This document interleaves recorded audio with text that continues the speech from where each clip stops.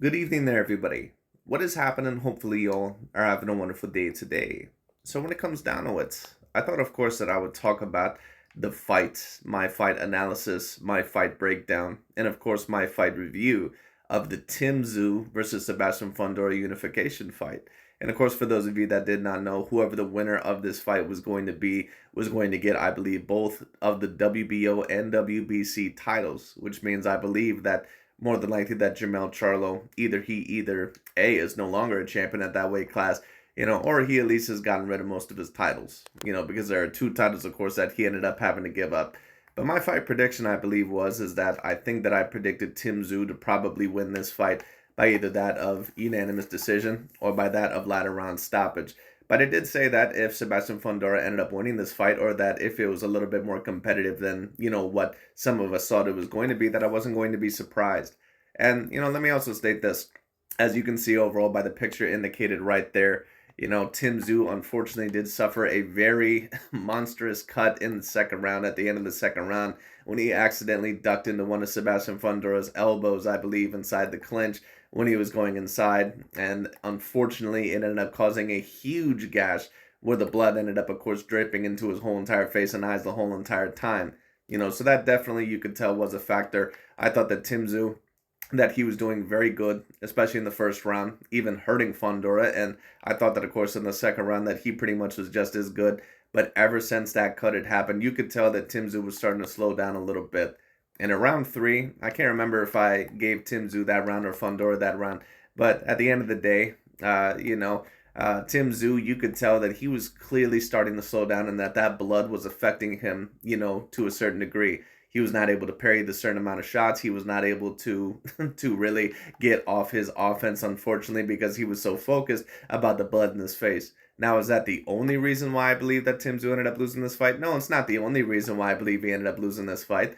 But this is also why I stated that I'm going to be very particularly interested to see if Tim Tszyu is super dominant in this fight. And in my view, even with the cut, even with it being so very bad, which it very much was, it was a major factor in this fight. Tim Tszyu still should have been able to win this fight, but unfortunately, the tactic that he had and the strategy, in my view, it just wasn't up to par. It wasn't good enough. Once again, Sebastian Fundora, and I stated this, Tim Tszyu is a very good fighter, but like I've always stated, I just don't see him as someone that's an A+ level fighter. He doesn't come across to me as a fighter, once again, that can fight great in a multitude of ways.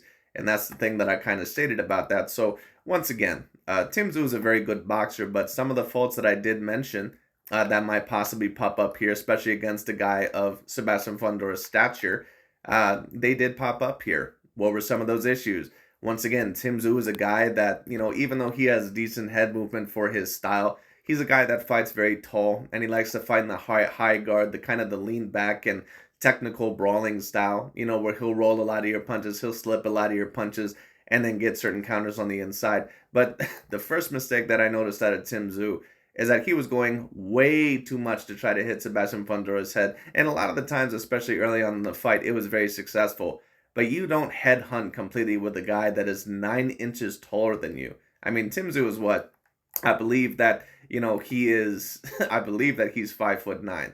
Sebastian Fundora is literally about 9 inches taller than this guy.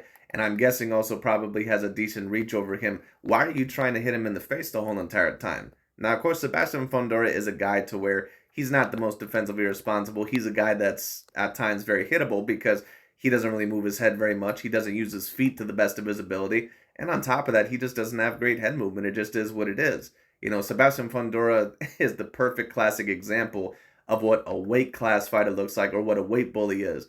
Sebastian Fundora, of course, is not this super thick guy. He's not necessarily like what Jarrett Hurd was for 154, but it's basically along the same lines because Jarrett Hurd, at the very least, was about, I don't know, what, 6'1", 6'2"? Like Sebastian Fundora, he's probably not as heavy as what Jarrett Hurd was, but I mean, at least, at least Jarrett Hurd wasn't like 6'6". So is that a part of the reason why Sebastian Fundora ended up winning this fight? Absolutely. But once again, Tim Tszyu, there was a couple of things that I was worried about him in this fight of potentially losing. One of those worries was going to be that he needed to have more of a body attack. And Tim Tszyu in the past, like I said, he comes across to me as a guy to where he'll kind of mix it up a little bit and he will introduce a little bit of a body attack, but he's mainly a headhunter, at least from what I've seen in the past. And he needed to go more to the body in this fight. There's no excuse whatsoever. Wow, when you're fighting a guy that is that much taller than you, why you should be just going to the head the whole entire time. And once Tim Tszyu clearly started to lose some of the rounds, I believe from round 6 onward, and let me also state this because of the scores. I believe that 2 of the judges had a 116 to 112, which would have been 8 rounds to 4. Tim Cheatham had it for Tim Tszyu. Let me also state this. Tim Cheatham as a judge, just in my personal view, he should not be judging any more fights. Because there's no way in hell, just in my personal view, that if you're going to talk about anyone who ended up winning this fight 8 rounds to 4, it definitely was not Tim Tszyu. And in my personal opinion, I don't even think Sebastian Fundora won 8 rounds in this fight. I had it, either about a draw or about 7 rounds to 5, probably for that of Sebastian Fundora. It was a little bit tough to, to score in some of the rounds. But it was very clear, even though Tim Tszyu was landing the clearer and, harder, more impactful shots, at least in some of those rounds. At the end of the day, Fundora was the dude that was clearly throwing more, especially in the second half of the fight. I mean, from round 6 onwards, you could really debate that Tim Tszyu didn't win a single round in that fight. And that was the problem. Tim Tszyu was just way too reliant on trying to get his jab up on top against Sebastian Fundora. And it's great to mix your jab. It's, of course, great to use your jab, but you should have been doing it more to the body. And like I said, Tim Tszyu clearly was limited overall by that of the lack of vision in this fight. But, at the end of the day, it also showed a little bit of his lack of certain abilities also in certain areas. Once again, he had no body attack whatsoever. He didn't have a great body attack. And on top of that, that leaning back style, that's, it works in some instances. But you're also going to have to duck under that lead hand and try to get inside the range, kind of with the left hook, counter overall with certain right hands to the body, get on the inside, rough Sebastian Fundora up against the ropes. And Tim Tszyu, he's a guy to where, yeah, he'll kind of rough you up against the ropes a little bit. But once again, he needed, in my view, to really push Sebastian Fundora around a little bit more in this fight. And like I said, I was wondering how he was going to get past that lead hand, and he was doing it decently well by countering around the lead hand, but he needed to get more on the inside range against Sebastian Fundora. Of course, he needed to be careful going too low, or doing it too often, because we know that Sebastian Fundora really loves to try to get you with uppercuts. But as soon as that strategy wasn't working, Tim Tszyu really should have tried something else.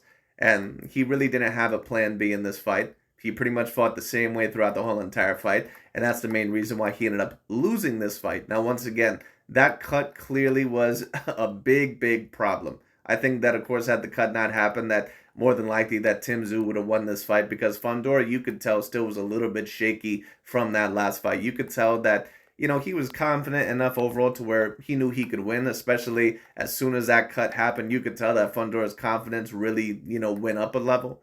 But, at the end of the day, once again, you could tell that the cut was a problem. But Fundora, you could tell, was a little bit reluctant to throw at least as much as what he did in prior fights. Sebastian Fundora, once again, a lot like Antonio Margarito or David Benavidez, he pretty much beats you overall by his power, his size, and his stamina. He beats you by pretty much outthrowing you and incrementally breaking you down. He was just throwing a lot of jabs in this fight. And, there were certain times where you could tell that he was affecting Tim Tszyu to a certain degree. But he wasn't really landing those sledgehammer shots like what he did against Erickson Lubin or some of the other fighters. So in my view, Tim Tszyu, he should have adapted better in this fight. He really didn't adapt whatsoever. Once the cut ended up happening, he didn't have a great body attack, which is something that I mentioned in the past about Tim Tszyu. And on top of that, once again, even though his head movement is good for his style, that's, you have to get in against the jab, and you have to learn a way to get on the inside and counter to the body. And Tim Tszyu, to be quite honest with you, he just may not have that type of style. He's a decent counter puncher, but like I said, you need to sometimes get in against that jab and find a way to get closer against a fighter like that and really work him to the body. Tim Tszyu is a guy to where he doesn't do that. He's a guy that likes to parry overall with his lead hands and also use that of the high guard and kind of back up to avoid shots. And that's great to a certain degree, but that's only going to work for so long, and that's why I stated that, it's going to be interesting to see if Sebastian Fundora can find a way to counter that. And of course, once the cut happened, he did find a way to counter that, because once again, Tim Tszyu, a lot of the times, is not great at finding a way around the jab, at least overall, if you're going to have that decent reach over him. And this was going to be the only time overall where that was going to happen. This is the potential worst matchup that Tim Tszyu probably could have had within his next fight. That would have not been probably Terrence Bud Crawford. The worst possible matchup, because Sebastian Fundora is a guy to where he has power. He's a guy that has stamina, and his height and his reach I thought was really going to give Tim Tszyu certain problems. And that's why I stated that even though I was favoring Tim Tszyu in this fight, this in my view is a more dangerous fight than what the Keith Thurman fight was. And I ended up being correct. Once again, I think that Fundora, I don't think that he really has much outside of the way of, sticking his jab in your face and trying to pepper you with incoming hooks and uppercuts, especially trying to break you down. He has a little bit of outside fighting ability, but he doesn't use his feet very well. He doesn't really have any head movement whatsoever. You can tell that his height and his reach really is the main reason why he's so successful. He does have a little bit of talent, but he's not an exceptionally talented technical fighter. He never has been. But Fundora, I believe, somewhat kind of knows that. He knows that that's not his complete game. What Fundora is going to do is that he's going to beat you once again by the amount of punches that he's going to throw, by the quantity overall of punches that he's going to throw. Okay, Fundora's game plan is not overall quality, it's quantity. That's what you have to worry about someone like a Sebastian Fundora. Once again, so Fundora already knew basically what his game plan was going to be, and he was sharp and smart in the sense to where once that cut ended up happening, he was somewhat aiming for it, I believe, and then on top of that, he just started throwing immediately and throwing Tim Tszyu off of his game. Had he not done that, then he may have very potentially lost this fight, because had Tim Tszyu gained more confidence and captured more rounds in the early part, and I still think that Tim Tszyu, in my view, won clearly 4 to 5 rounds in the first half of the fight. The problem is that you can debate that he won no rounds in the second half of the fight. That's the problem. And Tim Tszyu, once again, he didn't adjust whatsoever. He had a horrible body attack. He had almost no body attack whatsoever throughout this whole entire fight. And once again, he has that, fighting tall, kind of leaning back style to where, he's somewhat good defensively. And like I said, that can work to a certain degree, But what happens if a guy is going to try to go to the body? Now, Fundora really didn't go to the body much either. But his lead hand and his reach was clearly enough to put Tim Tszyu in trouble, combined with the cut, unfortunately, that ended up happening over Tim Tszyu's face, or on top of his head, of course, and then dripping down into his face. But like I said, Tim Tszyu, in my view, he still should have been able to win this fight. It would have been a close decision. But, at the end of the day, he still should have been able to win this fight. But because, once again, he couldn't fight in another type of way, he couldn't fight in another style, that was a part of the reason why he ended up losing a split decision. It just is what it is. And this is why I always stated that Tim Tszyu, in my view, even though he's a very good fighter, I don't see him as someone that's an A-plus level fighter. I had certain people in my comment section here and there stating that, oh, I believe that Tim Tszyu will beat this guy or beat that guy. I think that this dude is the real deal. And Tim Tszyu, in a way, is the real deal. He's not a bad fighter. He's probably around an A- level fighter, debatably. But after this fight, one could even debate that maybe he's not on the A-grade level. It just is what it is. And Tim Tszyu, once again, he's a decently talented guy, but you can tell that he's not a guy that's going to be able to fight great in a multitude of ways. He doesn't really have a multitude of styles. He's a guy that, once again, is kind of a, guy that's going to technically break you down. He doesn't really have that great of a body attack. And, once again, on top of that, sometimes, he kind of has a little bit of a problem getting on the inside range. And that's why I was saying, and when people say, what do you mean by having a problem on getting on the inside range? Because he breaks people down very well, but he does that, within that of the 50-50 level exchange. He does that pretty much by standing in front of them. So that means what? If you throw a jab or if you try to throw a punch at Tim Tszyu, he's going to try to slip it or roll it, and then basically try to counteract with that, or he's going to try to counter that. So Tim Tszyu, a lot of his attacks are based pretty much within that mid-range of, you're going to throw something and then I'm going to evade it, and then I'm going to counter you with something that's going to hurt you. And, to be honest with you, that's a great skill. That's a skill that a lot of the times in boxing is the hardest to learn. But sometimes you also need to get in there and get ugly against a guy, or sometimes you're also going to have to box him from the outside or fight in a multitude of ways. And Tim Tszyu showed me in this fight that, of course, clearly the cut was a problem, but that he couldn't really fight in any other way other than in that 50-50 mid-range style, to where I'm going to try to slip and I'm going to try to, once again, avoid your punches. But once again, he should have been really trying overall, once again, to get under that jab and get close to his body, to where Fundora was not going to be able to hit him as much. Fundora is not great at using his feet. He's not great at using them whatsoever. That is something that Tim Tszyu could have taken advantage of, and he didn't. It just is what it is. Fundora, once again, he's a guy that is very stiff, but you don't want to headhunt with him the whole entire time. You don't want to headhunt with someone that's 9 inches taller than you. That just doesn't make any sense. And Lara kind of had a little bit of a similar issue against that of Jarrett Hurd. Now, in my view, Laura, for those of you that remember that fight several years ago, Laura, in my view, probably won that Jarrett Hurd fight, but I can understand why they gave that fight to that of Jarrett Hurd. It was very close, and of course, Jarrett Hurd ended up getting the knockdown in the last round. But Tim Tszyu, in my view, even though, of course, he had the cut, he also partially has to blame himself in this fight because he didn't really adapt whatsoever. All right? So, it's whatever. But anyways, that's pretty much about it for that of the Tim Tszyu versus Sebastian Fundora fight. Now, do I believe that once again?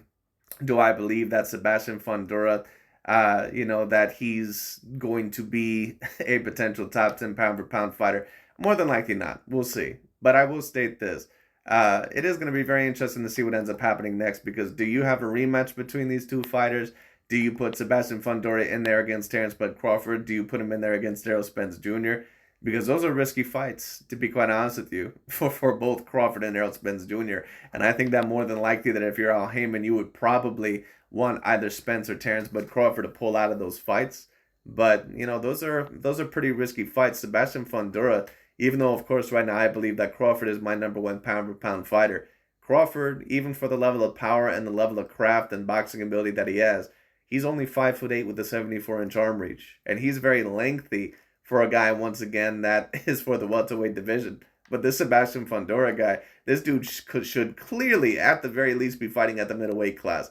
And, if Sebastian Fundora really feels like he wants to unleash on Terence Bud Crawford or Errol Spence Jr., how are they going to react to that? So once again, Crawford seemed very excited to fight the winner of this fight, but I'm wondering what he's truly thinking now that Sebastian Fundora ended up winning this fight, because do you really want to try to get in the ring against the guy that's, 6'6", a guy that probably has about at least a 78-inch arm reach, and a guy that has decent power, and a guy that's somewhat relatively durable? Is that a guy that you really want to get in the ring with? I mean, I could be wrong. And then on top of that, it may not be as quite as enticing as what the Tim Tszyu fight is going to be, or was. So, I don't know. Terence Bud Crawford might think about it. And, of course, Errol Spence Jr., he wants to get belts there. Errol Spence is thinking about fighting Fundora. He sounds, decently excited about this fight. So, who knows? Crawford just might let Errol Spence Jr. do the dirty work.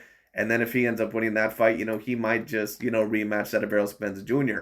and then fight that of Jermell Charlo. So, I don't know. That might happen. I wouldn't be surprised whatsoever. But like I said, kind of my final comments on that fight. Tim Tszyu, in my view, clearly the cut was being a major problem. But once again, he didn't have a great body attack. And he really should have tried to attack the body. He really should have tried to rough Fundora up a little bit on the inside. Because when you let Fundora, especially someone of that height and that reach, back you up against the ropes, or, get too far within that, of the mid-range, eventually it's going to lead to your downfall, especially, if you don't have a solid body attack. And Tim Tszyu was just headhunting way too much in this fight, like I stated in the past, which was a little bit of a concern of mine. And on top of that, that very tall, leaning back style, it works to a certain degree, but against certain styles, it may not work. You can utilize that, but you're also going to have to utilize other certain things. And Tim Tszyu, like I said, he's not a guy that, gets under the lead hand very well. He slips it within the mid-range, but, in order to get inside against a fighter like this, you're going to have to slip under his punches, and you're going to have to get on the inside range and attack the body. Tim Tszyu nor Kostya Tszyu really were those types of fighters. It just is what it is. But anyways, to talk about the other fights, and maybe we'll see a rematch on this. I would personally like to see a rematch. It would be very interesting. But, talking about the other fights, Cesar Martinez, I believe, versus that one Venezuelan fighter. That one Venezuelan fighter stated that apparently he thought that he won the fight. But, not only did he get knocked down twice in one round, but he just let Martinez end up hitting him way too often. And Martinez is a guy that, in my view, is a relatively one-dimensional fighter. He's pretty much going to wait for you to hit, and then he's going to do the high guard and then come at you with a lot of hooks. That's pretty much what he does. He's almost like a little bit more, of what's his name, Isaac Pitbull Cruz is. He's like almost a little bit more of a technical version of Isaac Pitbull Cruz. That's what Cesar Martinez is. And it's unfortunate because the Venezuelan fighter, in my view, had, probably better foot movement than the other guy. And, he had a little bit more movement. But unfortunately, he was staying inside the range way too long. And he didn't put his hands up where he needed to, once he got certain exchanges off. And that ended up causing him to get hit. So, unfortunately, he ended up just losing that fight, and he deserved to. Erislandy Lara, of course, knocked out Michael, Zarafa, which is pretty much what everybody predicted. Lara's got a sledgehammer of a left cross if you let him hit you. And, Lara, even though he's 40 years old, still a very dangerous fighter. Now, do I believe that Lara is the same fighter that he once was? No. I think that his legs have not really been quite the same for several years. I think that he's been an age fighter for the past several years. You could still debate that maybe he's A grade, but I would love to see Lara versus Danny Garcia. That would be a fantastic fight. That'd be a fantastic fight. I would love to see that fight. And then, of course, talking about the Isaac Pitbull Cruz versus Rolly Romero fight, I also predicted Isaac Pitbull Cruz to win that fight because I don't think that either fighter, between that or Romero or Isaac Pitbull Cruz, I don't think that either fighter is really that technically sound in terms of a multitude, being a multitude fighter, or a fighter that can fight in a multitude of ways. Rolly Romero, and I've always stated this about him, Rolly Romero is basically a one-dimensional brawler who is a guy that has very little technical ability. Now, he's tried to improve in his technical ability, but Rolly Romero is a guy that, in my view, really is not even a B grade level boxer. He's really more of a C grade level boxer. He may have been a B grade level boxer when Gervonta Tank Davis defeated him, but Rolly Romero is never, ever, ever going to be the same again after these two losses. Isaac Pitbull Cruz, in my view, won every single round in that fight. One of the judges somehow had Rolly Romero up in that fight. I have no idea why. I don't think that Rolly Romero, in my personal view, won a single round. Maybe I'd have to watch it. Maybe, my mind was being a little bit tricked by the pressure that Isaac Pitbull Cruz put on. But almost every single round, I thought that Isaac Pitbull Cruz was landing the shots that were hurting Rolly Romero, and basically getting to him. Rolly Romero is a fighter that fights very tall. His defense got a little bit better, but he just didn't have a great plan of attack. Rolly Romero is a guy to where, he kind of tries to put his jab out there and then he tries to do all the work with his right hand. He kind of tries to measure you out there, which of course isn't the worst thing to do. But if you get on the inside against Rolly Romero, he has no idea what to do whatsoever. He'll try to defend, but he's not a good inside fighter. That's why the only answer that he had, and eventually he got deducted a point for it, was that he just kept holding Isaac Pitbull Cruz, because Isaac Pitbull Cruz, he's a better fighter than Rolly Romero, and that's a part of the reason why I predicted him to win. I knew that Isaac Pitbull Cruz more than likely was going to throw more, be more active, and on top of that, just more defensively responsible. Rolly Romero, once again, he's a guy that, in my view, he's talented athletically, but in terms of boxing ability-wise, not whatsoever. There's certain guys in boxing gyms that I guarantee you that they would probably beat up that Rolly Romero. It just, it's whatever. Rolly Romero, once again, he's a guy that is very athletically talented, but in terms of a champion, he pretty much is a paper champion.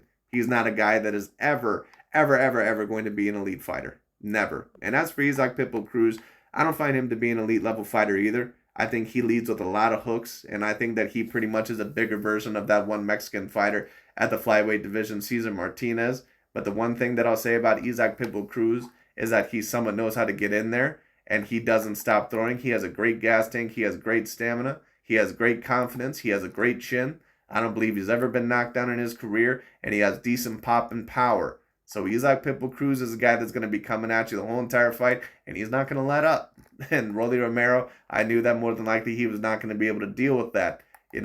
I can't remember if I predicted unanimous decision or ladder round stoppage, one of the two. But, either way, Isaac Pitbull Cruz, I predicted him to win the fight because I knew he'd be more active, and I knew that he'd be, the slightly more sound fighter, and of course that ended up being correct. But we'll see what ends up happening next, because, of course, now the 140-pound weight class for the champions, I believe you have Devin Haney, you have Teofimo Lopez, you have Subriel Matias, who is in a very dangerous fight, his next fight against that one Australian guy who knocked out Montana Love. And then, of course, now you have that Isaac Pitbull Cruz.